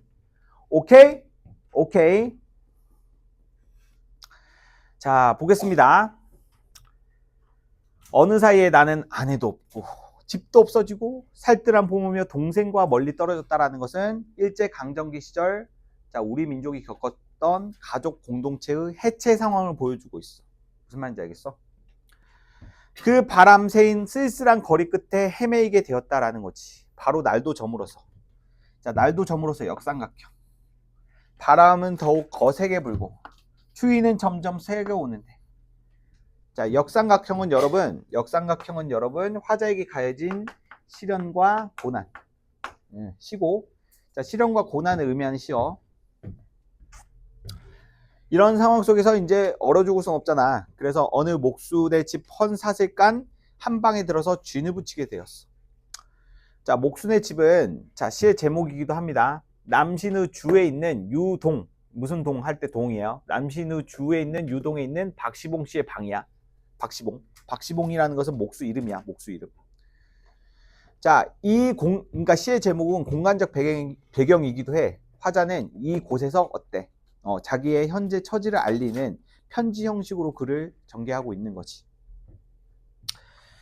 자, 이리하여 나는 이 숭례나고 누긋한 방에서 이렇게 열악한 환경 속에서 낮이나 밤이나 이렇게 이제 지내게 되는데 화자가 지내는 모습들이 나열되고 있어. 어때? 졸라 무기력하지. 막 무기력 1스택, 무기력 2스택, 무기력 3스택 계속 무기력 스택만 쌓아가고 있어. 맞아?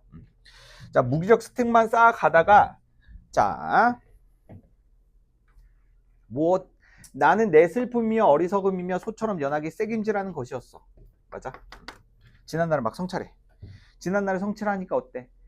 지금 화자의 처지가 어때? 화자의 처지가 지금 나이대가 보니까 가족도 있고 아내도 있고 아이도 있고 이러면 어느 정도 성인이잖아. 그런데 불구하고 지금 별 볼 일 없는 방을 하나 렌트해가지고 거기서 혼자서 막 아무것도 안 하지 않고 이렇게 지내는 자기의 처지를 생각하니까 너무 막 부끄럽기도 하고 막 이불킥 가는 그런 순간들의 기억만 떠오르는 거야. 부끄럽기도 하고. 그러면서 나는 내 슬픔과 어리석음에 눌리어서 맞지? 하강적 이미지가 나타나고 있죠. 자, 여기서 이제 하강적 이미지가 나타나고 있고 맞지?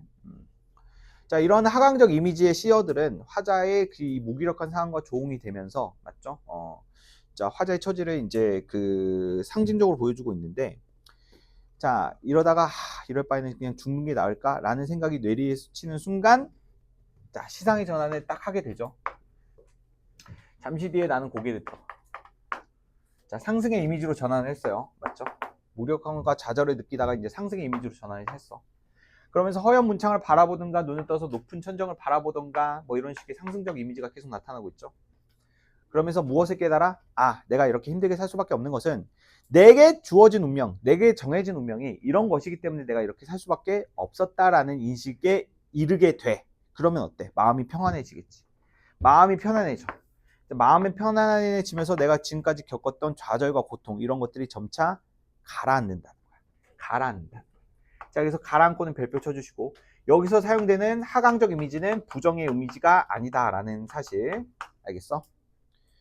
자, 그 시상의 전환이 나타나고 나서 부정적인 이미지였던 하강적 이미지는 사라지고 긍정적 이미지인 상승적 이미지만 계속 나타나고 있는데 이 중간에 하강적 이미지가 섞여 있어. 근데 여기서 하강적 이미지는 C의 흐름에 따라서 어때? C의 흐름에 따라서 부정적인 이미지다 라고 보는 게 아니라 여기서는 어때? 그 내면이 안정돼 가는 것을 시각적으로 보여주는 이미지이기 때문에 부정적인 이미지가 아니라는 거예요. 됐죠? 자, 여기까지는 됐고, 자, 그럼에도 불구하고 자, 저녁 무렵에 쌀랑쌀랑 이렇게 내리는 자, 쌀랑눈으로 상징되는 시련과 고난이 찾아올 때쯤. 맞아? 자, 이러한 내적 인식 깨달음을 얻었음에도 불구하고 자기에게 찾아오는 가족과 떨어져서 지내는 근원적인 슬픔과 외로움, 고독 이런 것들은 피할 수가 없었는데 이러한 그 피할 수 없는 외로움이 찾아오는 때에는 어떤 것을 생각을 하며 버티게 되었느냐? 이런 저녁에는 화로에 더욱 다가끼며 자, 무릎을 꿇어보며 어니 먼 산 뒷옆에 바위 옆에 따로 서서 바위 섭은 옆이에요. 자, 이거 함경도 방언입니다. 바위 옆에 따로 외로이 서서 어두우는데 하이하니 눈을 맞을 그 마른 잎새에는 쌀랑쌀랑 소리도 나며 눈을 맞을 그 드물다는 굳고정할 갈매나무를 생각하는 것이다. 자, 갈매나무. 자, 갈매나무는 여기서 객관적 삶으로 그 객관적 상관물로서 화자의 내적 의지를 다지는데 사용되는 사물인데, 자, 이것은 강이나 그 삶의 의지를 표상하는 드러내주는 소재라고 볼 수가 있어. 왜 갈매나무가 삶의 의지를 표상하고 있느냐? 잘 봐봐. 화자가 시상의 전환을 이루고 난 뒤에 가지고 있는 그 태도와 관련지어서 이해하는 게 중요해. 중요한 거는 자기가 가지고 있는 그 삶의 태도가 지금 운명대로 흘러가고 있다는 것을 받아들인 상태잖아. 근데 그러한 마음가짐을 가졌음에도 불구하고 가끔씩 때때로 찾아오는 이 외로움을 견디기가 힘든 상황에 놓여 있어. 그럴 때에는 자기의 의지를 더욱더 강하게 다지기 위해서 무엇을 떠올린다? 언제 어디서 봤는지 정확히 기억나진 않지만 내가 언젠가는 봤던 그 과거의 갈매나무라는 대상을 떠올리는데, 그 갈매나무라는 것은 갈매라는 말은 중요하지 않아요. 나무라는 말만 중요해요. 나무라는 말은 뭐냐면 나무가 어때? 정해진 한 곳에 심어져서 그 자리에서 평생 죽을 때까지 자리를 지키면서 사는 존재죠. 비가 오나 눈이 오나 비나 눈으로 상징되는 이 시련과 고난이 자기에게 닥치더라도 그냥 묵묵히 받아낼 수밖에 없어. 그냥 그 자리를 묵묵히 지킬 뿐이야. 알겠어? 나는 뭐가 돼야 되겠다. 나무가 돼야 되겠다. 라고 생각을 하는 거야. 알겠어? 어차피 이 나무처럼 내가 주어진 운명, 이것을 벗어날 수는 없는 거야. 그 나무가 자기가 태어난 환경의 변화를 꿈꿀 수도 시도할 수도 없는 그 나무는 결국 주변에서 변하는 환경을 그대로 받아들일 수밖에 없죠. 그렇게 묵묵히 살아가는 거야. 그게 인생인 거야 라고 생각을 하는 거지. 아, 나도 한 그루에 뭐가 돼야 되겠다. 나무가 돼야 되겠다. 다 받아들여야 되겠다. 외로움도 어때? 극복하려 하지 않고 그냥 받아들이려고 하면 되는 거야. 알겠어? 자, 극복이 아니라 받아들이려고 하는 거, 수용하려고 하는 거, 그게 바로 최종적인 화자의 태도다. 쉽지 않아. 무슨 미리미리 했어야 되는데, 맞죠? 너무 할 게 많았어. 맞지? 자, 이것도 중요합니다. 이것도 중요한 작품인데 출제 가능성이 매우 높죠. 최송호의 북가시나무. 이것도 최근에 했던 작품인데, 다시 한번 주요 시험만 강조할게요. 자, 이거 최근에 수업했던 작품이에요, 분명히. 맞죠?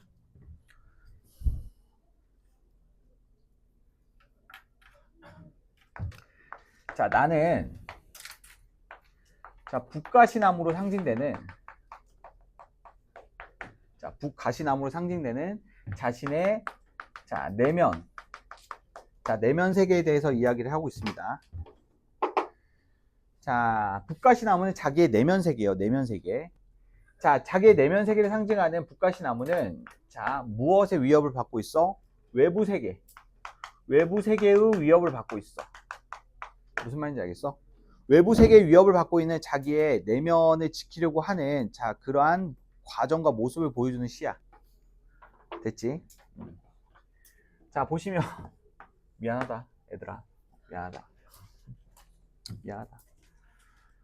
자, 북가시나무에 대한 화자의 태도. 일단은 첫 번째, 자, 현실 비판적.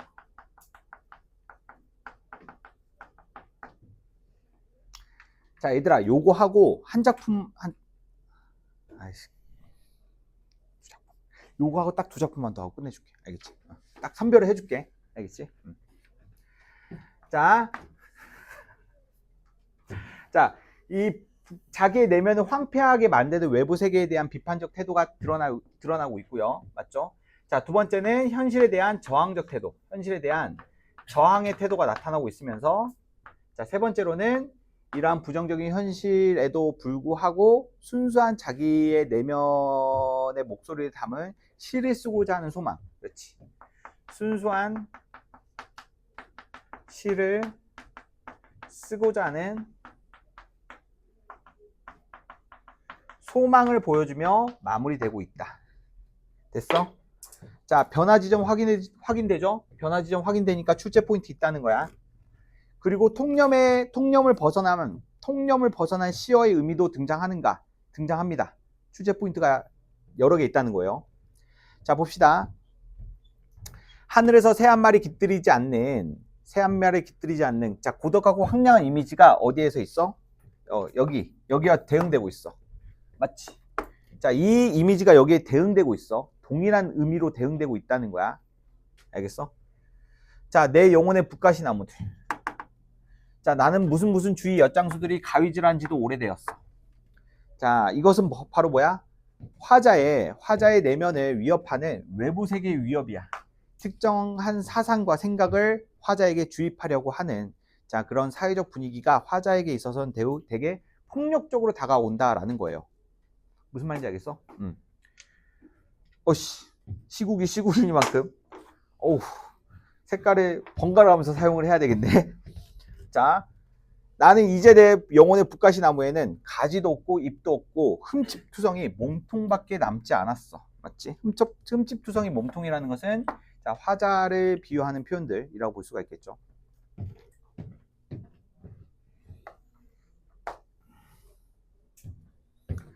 자, 허공은 나의 나라. 자, 화자를 비유하고 화자가 지향하는 지점도 동그라미 할게요. 허공은 나의 나라.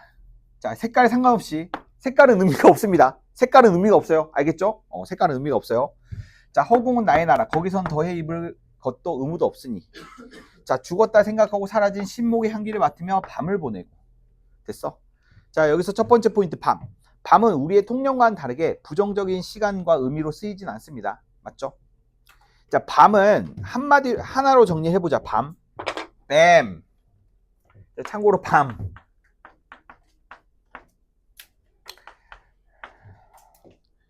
떠올려. 자, 조지훈의 산상의 노래에서 밤은 부정적 시대 배경으로 부정적 현실로 쓰였다라는 것을 우리는 상기시킬 수가 있어요. 맞죠? 자, 두 번째.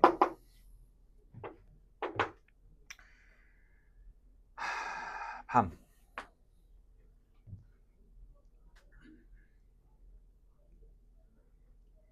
아까 전에 했던 밤 뭐였지? 아까 전에 했던 밤, 잠깐만.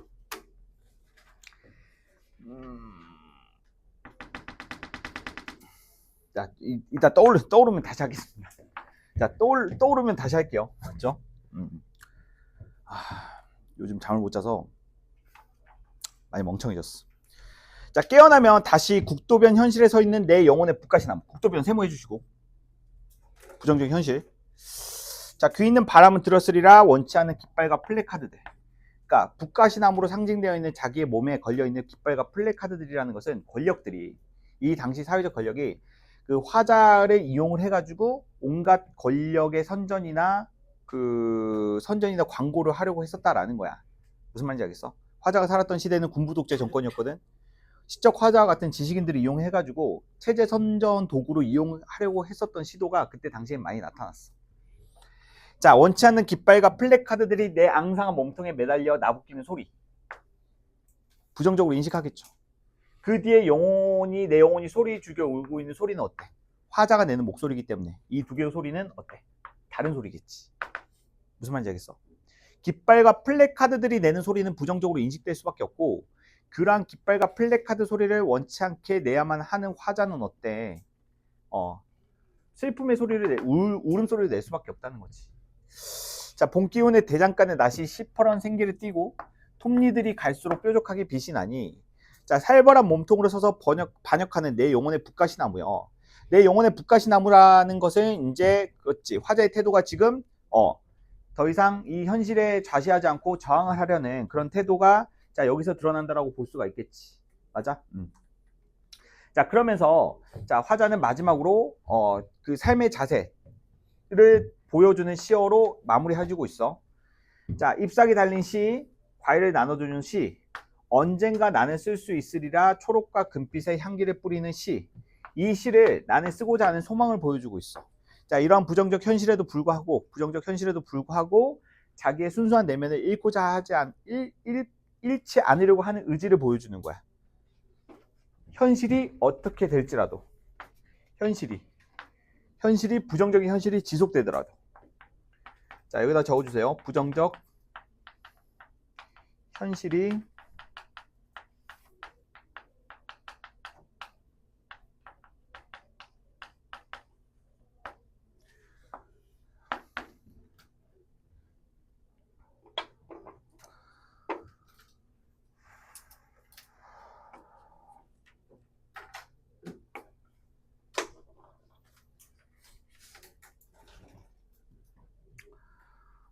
기억이 안 나요. 자, 여기서 밤의 의미를 자 어두움이라는 의미로 쓰였을 때 어두움을 의미하는 시어라고 보였을 때 맞죠? 자, 김춘수의 강우하고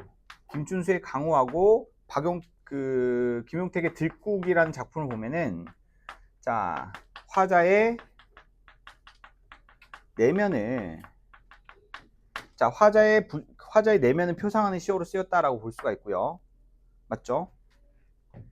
자, 그리고 장만영 시인의 달, 포도, 잎사귀, 뭐 기타 등등. 자, 달, 포도, 잎사귀.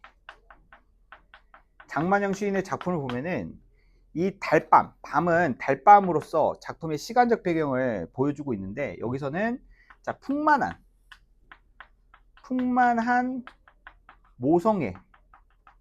모성애를 자 보여주는 시간의 의미로 쓰였습니다. 긍정적 의미의 시간으로 쓰였어요. 자, 됐나요? 자, 수능 특강에 수록되어 있는 밤의 이미지를 활용한 시어들이 각각 자 요렇게 이제 쓰이고 있기 때문에 구분해서 알아두는 것도 좋은 포인트다.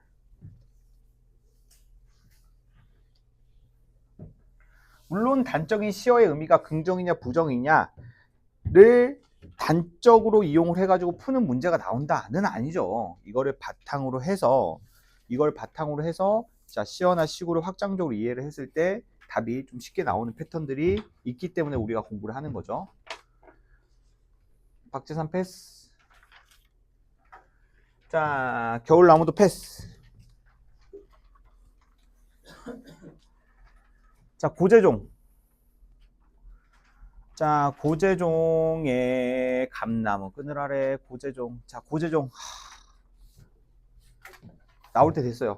별로 좋아하지 않는 시인데 나올 때가 됐어요. 고재종. 자, 고재종 정리하겠습니다. 자, 일단은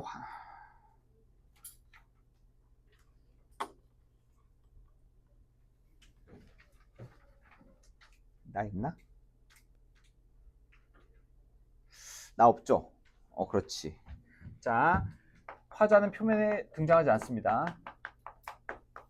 자, 여기서는 관찰자죠.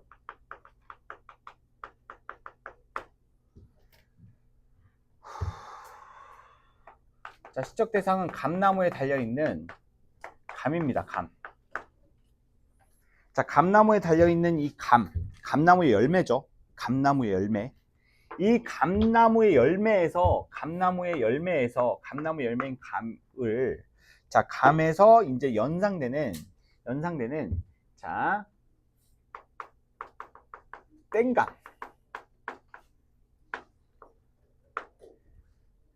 땡감이라는, 자 봐봐, 실제 바라보고 있는 화자가 바라보는 시적 대상은 감, 물리적 대상으로 감이야. 실제 화자가 실제로 관찰하고 있는 시적 대상은 물리적 대상으로 물리적 대상인 감이고, 그리고 이 감을 바탕으로 해서 화자가 말하고자 하는 감은 맞지? 추상적 의미의 감이라고 볼 수가 있어.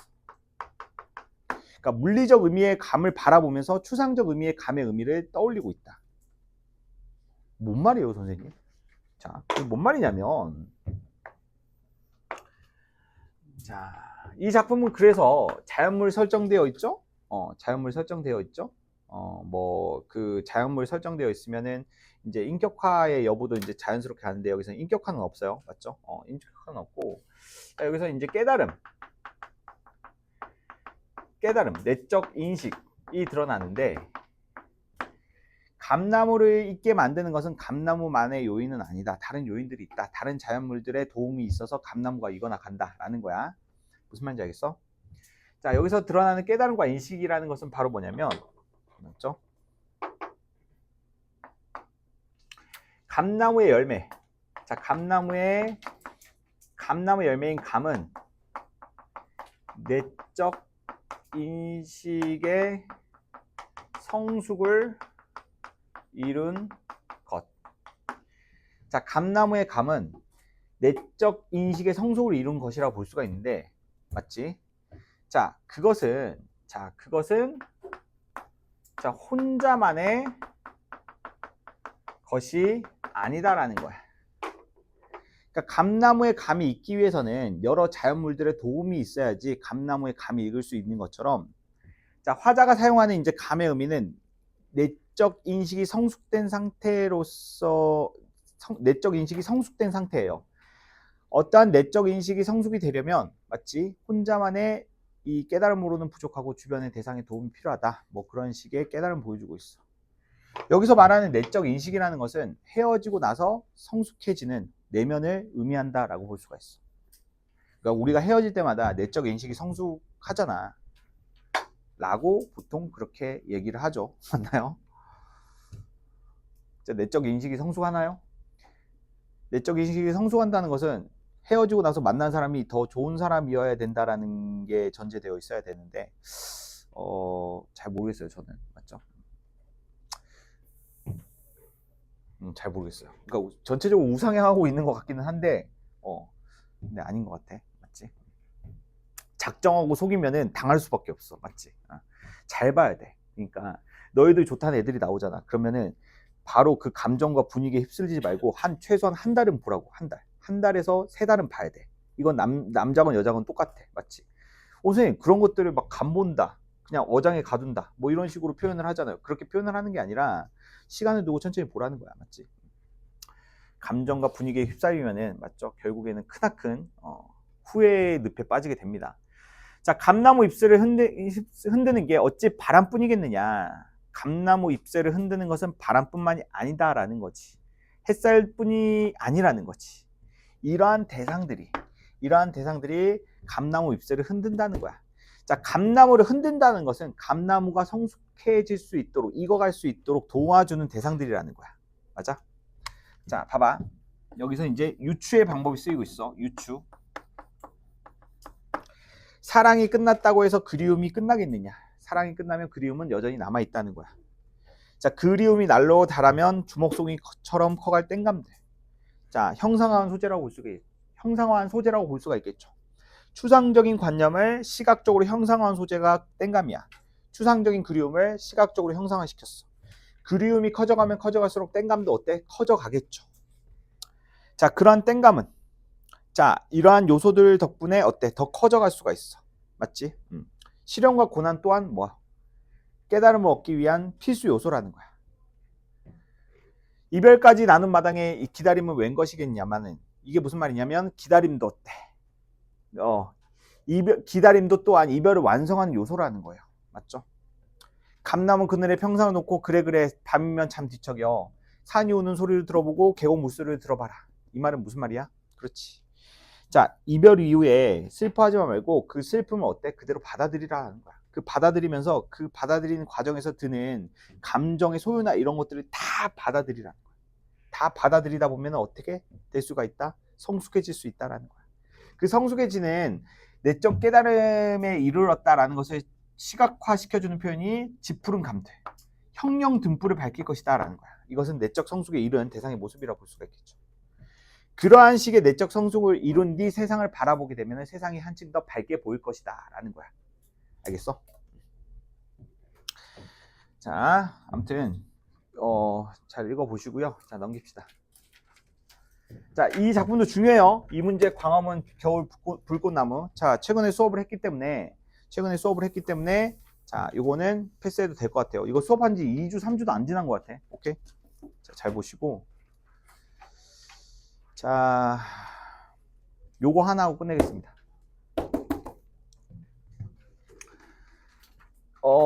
뒤에 있는 가재미까지 봐주시면 돼요. 가재미까지 공부해 주시고, 이수익의 방울소리 뭐 이런 거 안 보셔도 될 것 같고, 이 두 개만 꼭 복습을 해 주시고 가주세요. 6평 전에. 자, 너무도 여러 개의 마음을 가진 복숭아 나무 곁으로 가까이 가고 싶지 않았어. 왜냐면 대상이 돼. 여기서 시적 대상은, 화자는 나, 대상은 복숭아 나무. 자, 화자는 여기서 변화 지점이 나타나거든. 화자는 대상에 대해서 편견을 가지고 있었어. 대상에 대해서 편견을 가지고 있기 때문에 거리감을 두려고 했거든. 거리감을 두려고 했어. 근데 여기서 시상의 전환이 나타나. 변화 지점 나타나죠? 자, 편견에 대한 오해를 해소했다. 그 다음에 대상의 본질, 오해를 해소함으로써 대상의 본질을 인식했거든. 그러니까 대상에 대한 거리감이 이제 좁혀지는 거야. 됐어? 처음에는 대상에 대한 편견이 있어서 대상과 가까이 가고 싶지 않았었는데, 근데 알고 보니까 그건 나의 오해와 편견, 그래서 대상에 대해서 이해를 하게 되고 거리감이 좁혀지게 되는 그 과정을 다루고 있는 시야. 알겠어? 나이덕 시인이 어렸을 때 보육원에서 자랐는데, 맞죠? 어머니는 보육원 원장이었어. 그 보육원 원장이었던 어머니는 나이덕 시인을 다른 보육원 아이들과 같이 섞여서 크도록 이렇게 키웠지. 어렸을 때 나이덕 시인은 그런 어머니가 원망스럽고 미웠어. 나는 엄마가 분명히 있는데 왜 이렇게 부모 없는 애들과 같이 커가야 됐을까? 왜 나는 우리 엄마에게 엄마가 좋아야 되는 오롯한 사랑을 나 혼자 받지 않고 다른 애들과 나눠서 받아야 했을까? 그래서 어머니를 처음에 미워했다는 거야. 근데 커가고 나니까 어머니가 그렇게 살았던 그 삶의 태도가 쉽지 않은 거라는 것을 알 수가 있어. 맞지? 우리는 타인에게, 여러분들 봉사활동 해본 적 있어요? 누가 시켜서 말고? 자의적으로? 쉽지 않죠. 누구 한 명을 진짜 순수한 마음으로 도와주기란 그건 쉽지 않다는 것을 알게 돼. 그러니까 자기도 커가면서 알게 되는 거야. 아, 우리 엄마 정말 대단한 사람이었구나. 그러면서 자, 그 대상에 대한 편견이 해소됨으로써 대상을 이해하기 시작하고, 그러한 이해가 된 대상과의 거리감이 좁혀진 채 시상이 마무리되고 있다라는 거죠. 너무도 여러 개의 마음을 가진 봉숭아 나무 곁으로 나는 가까이 갈 수가 없었대. 자, 일단은 이렇게 깨달음에 이르기 전에 화자가 대상에게 가졌던 편견에 관련된 시어들은 세모로 분류 한번 해볼게요.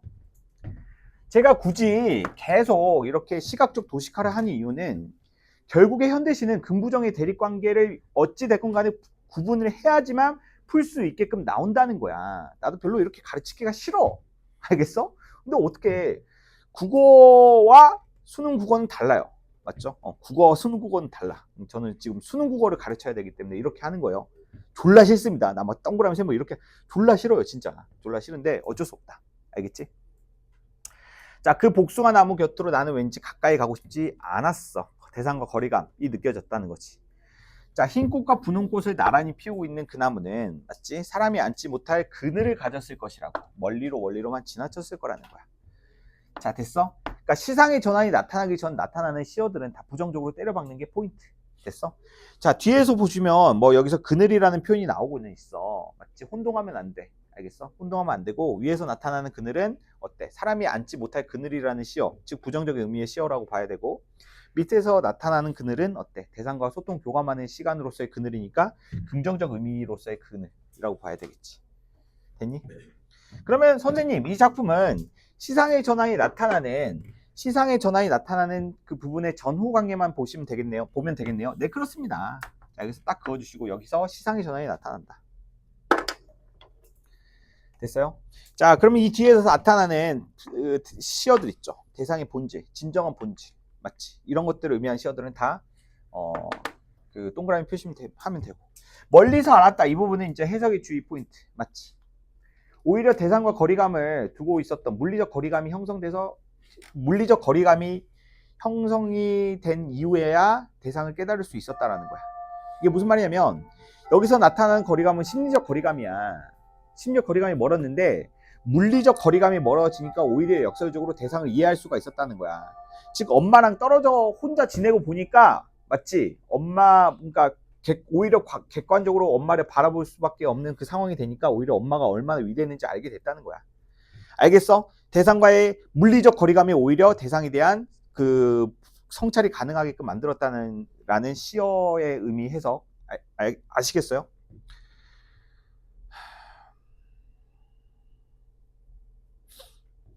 자,